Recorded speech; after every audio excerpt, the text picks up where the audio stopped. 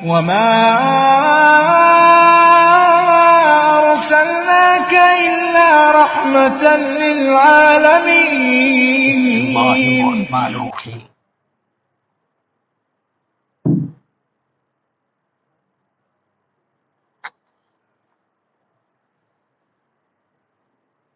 اللہ کے رسول صلی اللہ علیہ وسلم کے آخری ایام، جیسا ہم کل اس کے بارے میں کچھ پڑھ رہے تھے کہ ماہ سفر میں اللہ کے رسول صلی اللہ علیہ وسلم کی طبیعت ناساز ہوئی، پھر اس کے بعد میں اللہ کے رسول صلی اللہ علیہ وسلم اپنی ازواج مطہرات کی طرف متوجہ ہو کے فرما رہے تھے کہ کل میں کہاں رہوں گا، آج کہاں رہوں گا. تو ازواج مطہرات نے مجھ سے اندازہ لگایا کہ اللہ کے رسول صلی اللہ علیہ وسلم جو ہے کہیں ایک جگہ رہنا چاہ رہے ہیں، تو تمام متفقہ طور پہ اما عائشہ صدیقہ رضی اللہ تعالیٰ عنہ کے حجرے میں اس کی اجازت دیے.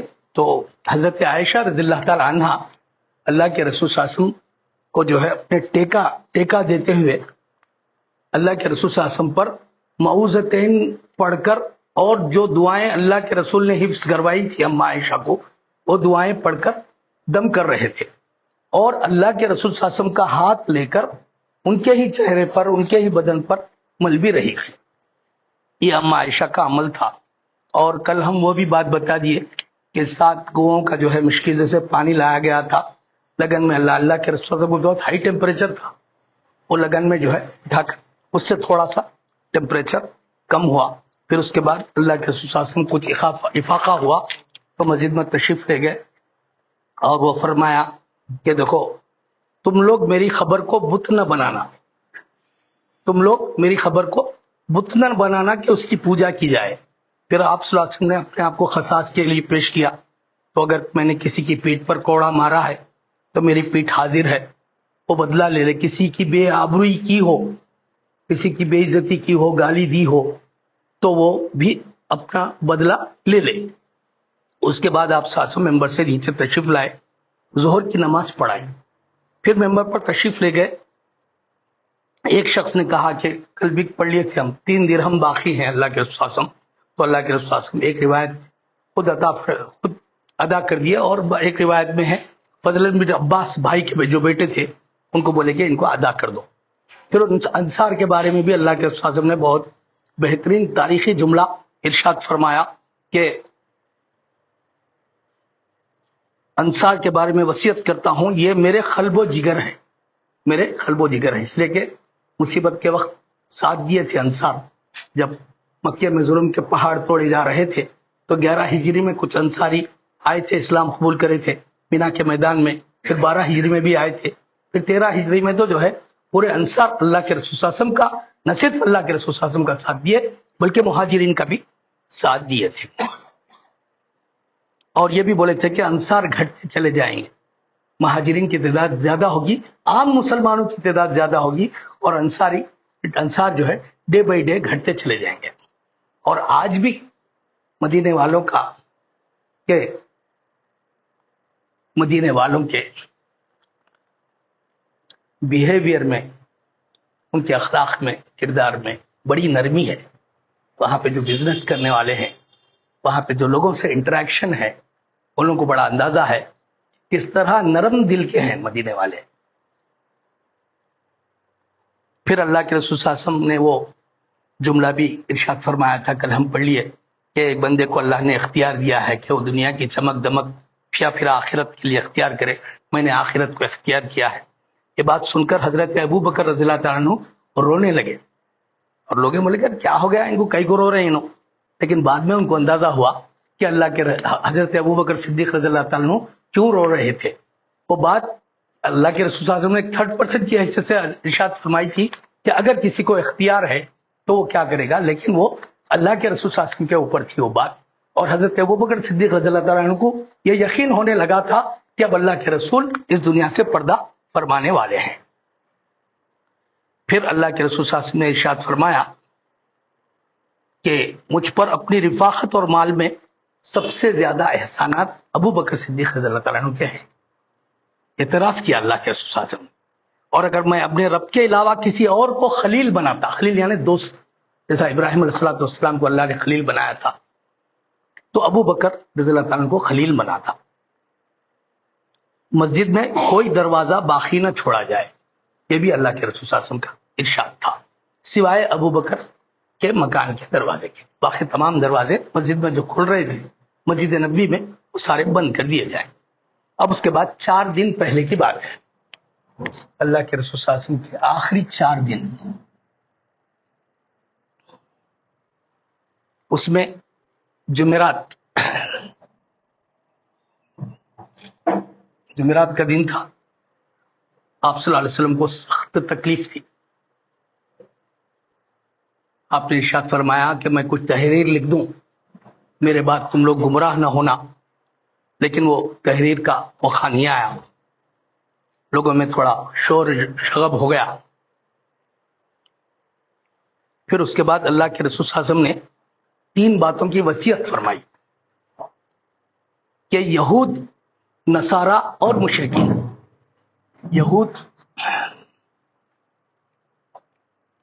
نصارہ یعنی کرسچنز یا جیوس، کرسچنز اور مشرکین بت پرست، ان کو جزیرۃ العرب سے نکال باہر کر دو. یہ ایک وصیت تھی. دوسری یہ تھی کہ جو وفود آئیں گے اسلام میں داخل ہونے کے لیے ان کا ویلکم کرنا اور استقبال کرنا، جیسا اللہ کے رسول صلی اللہ علیہ وسلم اپنی زندگی میں وفود کا استقبال فرمایا کرتے تھے. اور تیسری بات جس میں اختلاف ہے، مختلف روایتیں ہیں لیکن زیادہ رجحان اس طرف ہے کہ کتاب یعنی قرآن بس سنت، اللہ کے رسول صلی اللہ علیہ وسلم کا طریقہ، دونوں کو مضبوطی سے تھام کے رکھنا. اب اس وقت بھی مرض کی شدت ہے لیکن اس کے باوجود جمعرات کے دن بھی اللہ کے رسول صلی اللہ علیہ وسلم تمام نمازیں خود ہی امامت فرمائے، اور مغرب کی نماز بھی اللہ کے رسول نے ہی پڑھائی جمعرات کے دن. اور اس میں سورت مغرب کی نماز میں سورہ والمرسلات، اللہ کے رسول میں سورہ والمرسلات تلاوت فرمائی مغرب کی نماز میں. لیکن عشاء کی نماز میں مرض ایسا بڑھ گیا کہ اللہ کے رسول صلی اللہ علیہ وسلم مسجد میں جانے کی طاقت نہ رہی. اما عائشہ بیان فرماتی ہے کہ نبی کریم صلی اللہ علیہ وسلم پر غشی طاری ہو گئی تھی، اور آپ صلی اللہ علیہ وسلم نے اما عائشہ سے پوچھا کہ کیا لوگوں نے نماز پڑھ لی ہے؟ تو اما عائشہ نے فرمایا کہ نہیں پڑھی ہے، آپ کا انتظار کر رہے ہیں. پھر اس کے بعد اللہ کے رسول صلی اللہ علیہ وسلم نے غسل فرمایا اور اس کے بعد اٹھنا چاہا لیکن پھر غشی طاری ہوگی. پھر تھوڑی دیر کے بعد افاقہ ہوا، ہوش میں آئے، پھر پوچھے کہ کیا لوگوں نے نماز پڑھ لی ہے عشاء کی؟ تو اما عائشہ نے کہا کہ نہیں پڑھی اور آپ کا انتظار کر رہے ہیں. اس طرح 3 دفعہ یہ ہوا. پھر اس کے بعد آپ صلی اللہ علیہ وسلم اٹھ نہیں سک رہے تھے تو ابو بکر صدیق رضی اللہ تعالیٰ عنہ کو میسج بھیجائے، بولے کہ جاؤ اور لوگوں کو نماز پڑھاؤ. چنانچہ ابو بکر رضی اللہ تعالیٰ عنہ نے ان ایام میں نماز پڑھائی، امامت کی. مولانا بھی کل اس کی طرف اشارہ کر رہے تھے کہ کل اللہ کے رسول صلی اللہ علیہ وسلم کی زندگی میں حضرت ابو بکر صدیق رضی اللہ تعالیٰ عنہ، ابو بکر صدیق رضی اللہ تعالیٰ عنہ 17 نمازیں پڑھائے. 17 نمازیں اللہ کے رسول صلی اللہ علیہ وسلم کی زندگی میں. حضرت عائشہ رضی اللہ تعالیٰ عنہ اللہ کے رسول صلی اللہ علیہ وسلم کو مشورہ دے رہی تھی کہ یا رسول اللہ، آپ ابو بکر کے بجائے، کیونکہ ابو بکر ان کے باپ ہیں، کے بجائے آپ کسی اور کو مقرر فرما دیں. اما عائشہ کا خیال یہ تھا کہ ایک تو اما عائشہ کے باپ ہیں، دوسرا کئی لوگوں کو موقع مل جاتا کہ جو ہے اپنے سسرے کو جو ہے امام بنا رہے ایسا. تو اما عائشہ کی احتیاط کیسی تھی دیکھیے. لیکن اللہ کے رسول صلی اللہ علیہ وسلم نے ہر بار انکار فرما دیا، بولے کہ نہیں. اور بڑی اچھی مثال دی کہ تم سب یوسف والیاں ہوں. یہاں پہ ایک بڑا تشبیہ اور تلمیح ہے، یوسف علیہ السلام کی طرف اشارہ کرے بڑا مشہور واقعہ ہے یوسف علیہ السلام کا. یوسف والیہ ہوں تو یوسف علیہ السلام پہ جو زلیخا فریفتہ ہو گئی تھیں تو اس وقت جو ہے خواتین جو ہے زلیخا پہ تنقید کیے تھے کہ ایسا کیسا تم عزیز مصر کی وائف ہے, وہ یوسف غلام ہے, ایسا کیسا آپ اس کے اوپر.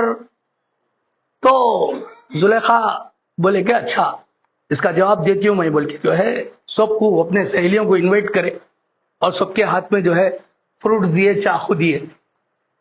تو جب یوسف علیہ السلام پہ نظر پڑی ان تمام خواتین کی تو جب معلوم ہوا کہ یوسف کیا چیز ہے اور ان کا کلیم کیا ہے, تو ویسا ہی حالانکہ سب چاہ رہے ہیں کہ ابو بکر صدیق رضی اللہ تعالیٰ عنہ جیسا آدمی کوئی نہیں ہے اللہ کے رسول صلی اللہ علیہ وسلم کے بعد, لیکن اس کے باوجود بھی جو ہے دلوں میں جو رہتا تو وہ اللہ کے رسول نے وہ تجبیہ دی اور ابو بکر کو حکم دیا کہ تم نماز پڑھاؤ. اس کے بعد ہفتہ, جمعرات کے بعد میں ہفتہ کا ذکر ہے یہاں پر, ہفتے کے دن یا اتوار اللہ کے رسول صلی اللہ علیہ وسلم کی طبیعت تھوڑی سی بہتر ہوئی تو دو آدمیوں کے سہارے کے ساتھ, ایک تھے غالباً فضل بن عباس, اس میں نہیں ہے ذکر, ایک اور حضرت علی سہارے کے ساتھ چل کے ظہر کی نماز کے لیے تشریف لائے.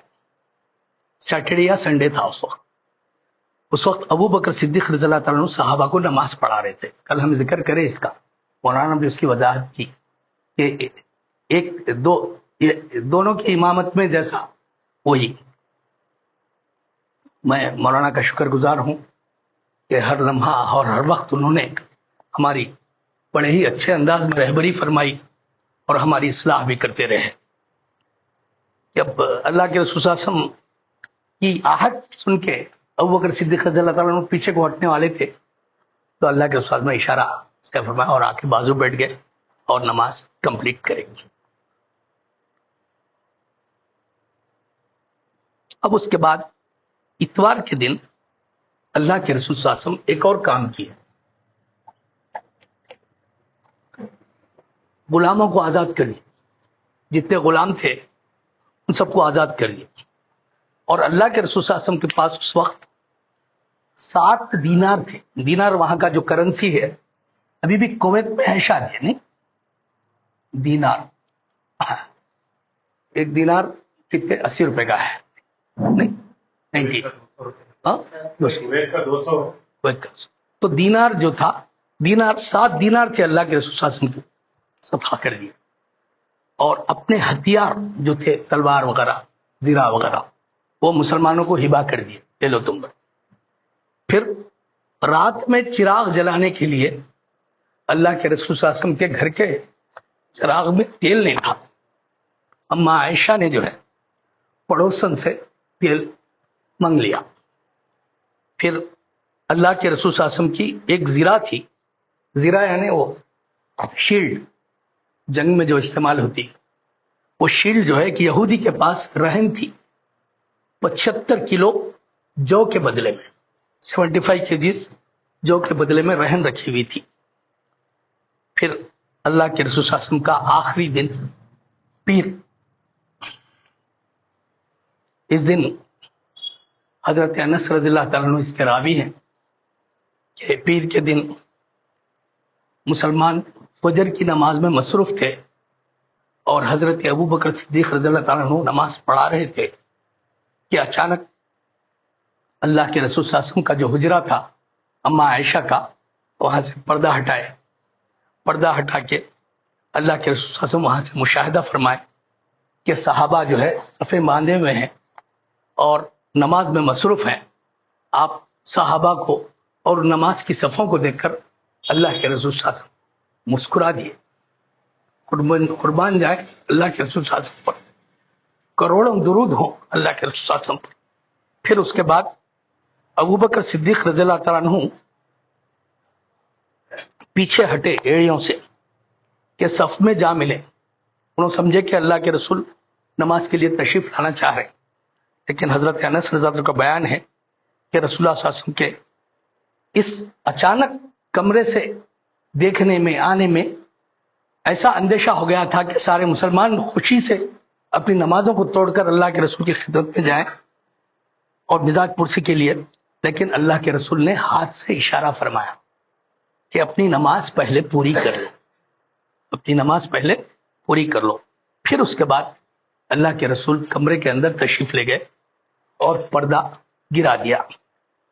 اس کے بعد اللہ کے رسول صلی اللہ علیہ وسلم کسی دوسری نماز کے لیے تشریف نہیں لا سکتے۔ چاشت کے وقت، چاشت اراؤنڈ 9:30 10:30 11 تک ٹائم ہے چاشت کا، آپ صلی اللہ علیہ وسلم نے اپنی بیٹی کو بلایا، حضرت فاطمہ، بلکہ یہ ایک ہی زندہ تھی،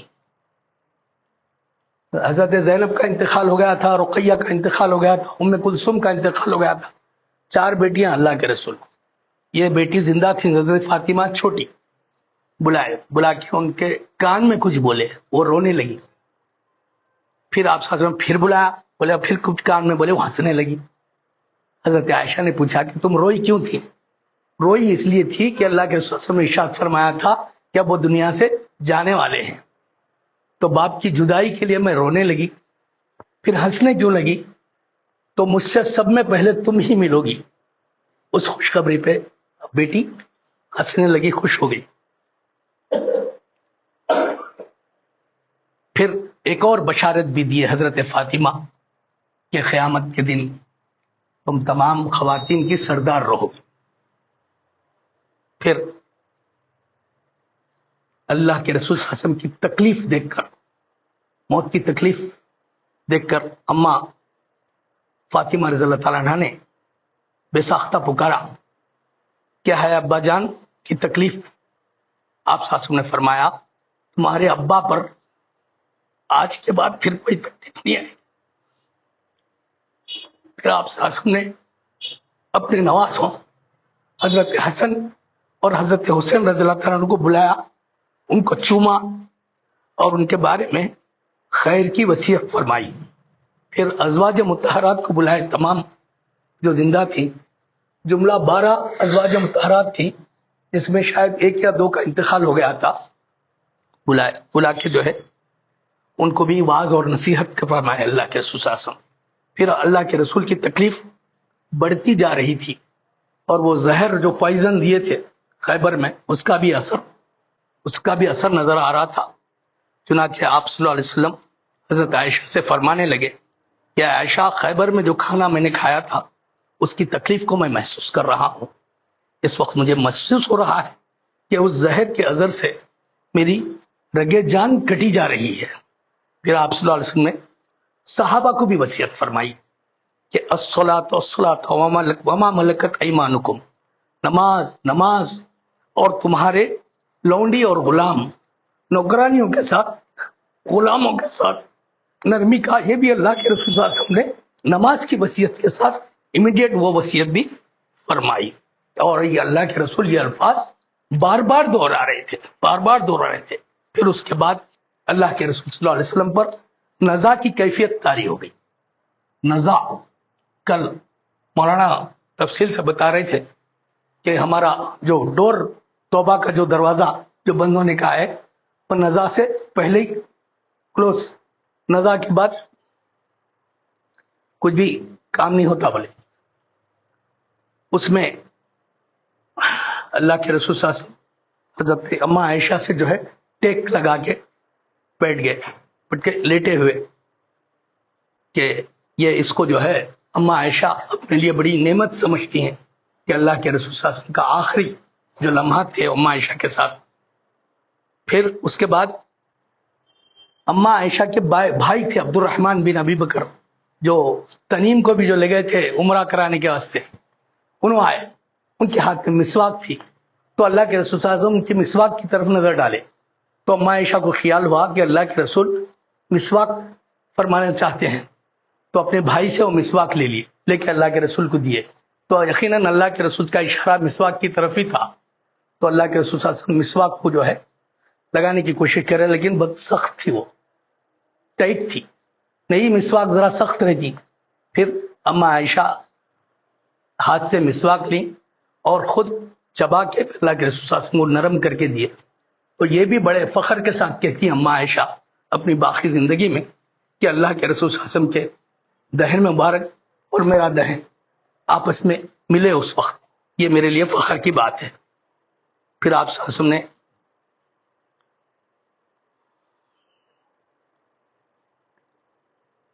ایک کٹورے میں پانی تھا سامنے، اللہ کے رسول صلی اللہ علیہ وسلم اس میں دونوں ہاتھ ڈال کر چہرہ پوچھتے جاتے اور فرماتے لا الہ الا اللہ، لا الہ الا اللہ، اللہ کے سوا کوئی معبود نہیں اور یہ موت کی سختیاں ہیں.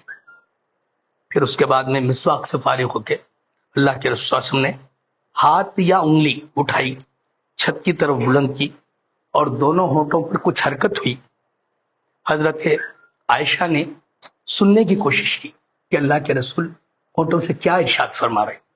تو فرما رہے تھے کہ ان انبیاء صدیقین شہداء اور صالحین کے ہمراہ جنہیں تو نے انعام سے نوازا، کیا ہے وہ غیر شہداء، اے اللہ مجھے بخش دے. دیکھیے سرور کائنات وجہ تخلیق کائنات احمد محمد مصطفیٰ احمد مشتبہ صلی اللہ علیہ وسلم کے آخری لمحات میں کیا ارشاد فرما رہے ہیں کہ اے اللہ مجھے بخش دے، مجھ پر رحم کر اور مجھے رفیق اعلیٰ میں پہنچا دے. اے اللہ رفیق اعلیٰ، اللہ تعالیٰ اللہ کے رسول نے رفیق اعلیٰ کہا ہے، یعنی اعلیٰ ترین دوست اللہ کے. آخری فقرہ 3 بار دہرایا. پھر اس کے بعد اللہ کے رسول صلی اللہ علیہ وسلم اس دنیا سے پردہ فرمائے. انا للہ و انا الیہ راجعون. یہ واقعہ 12 ربیع الاول کا ہے.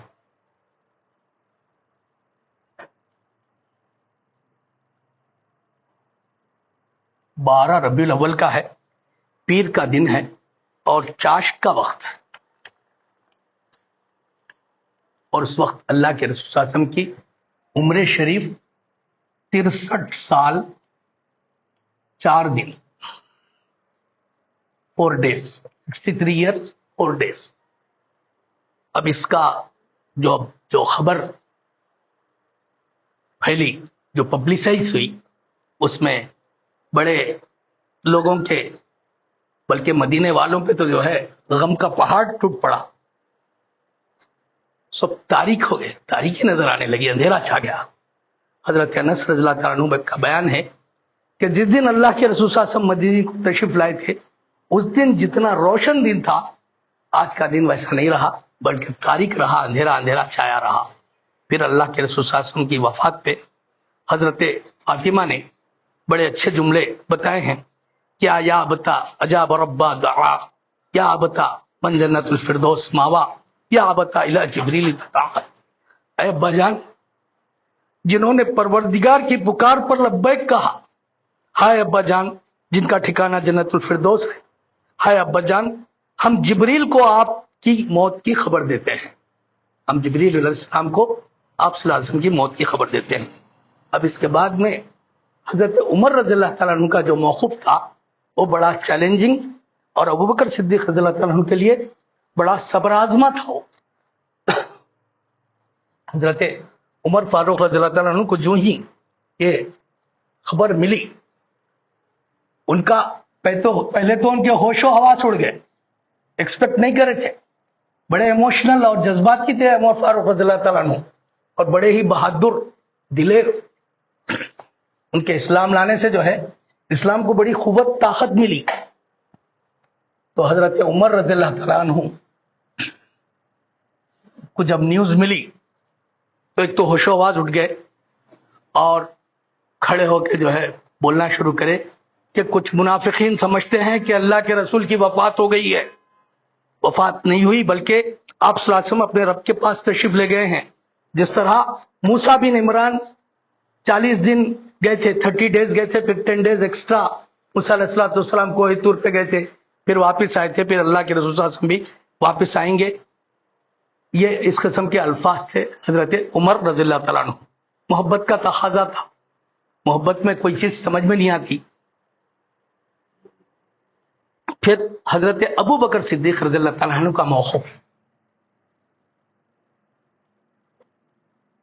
جب حضرت ابوبکر صدیق رضی اللہ عنہ کو نیوز ملی، نہیں تھے وہ اویلیبل نہیں تھے، سیدھا اپنے مکان سے جو ہے گھوڑے پہ آئے، آ کے جو ہے مسجد نبی میں داخل ہوئے اور کسی سے بات کرے بغیر بیٹی اما عائشہ کے کمرے میں گئے اور رسول صلی اللہ علیہ وسلم کا جو جسم مبارک تھا اس کو جو ہے یمنی چادر سے ڈھانک دیے تھے. کپڑا یمن سے آتا تھا، جب دھاری دار چادر تھی اس سے ڈھکا ہوا تھا.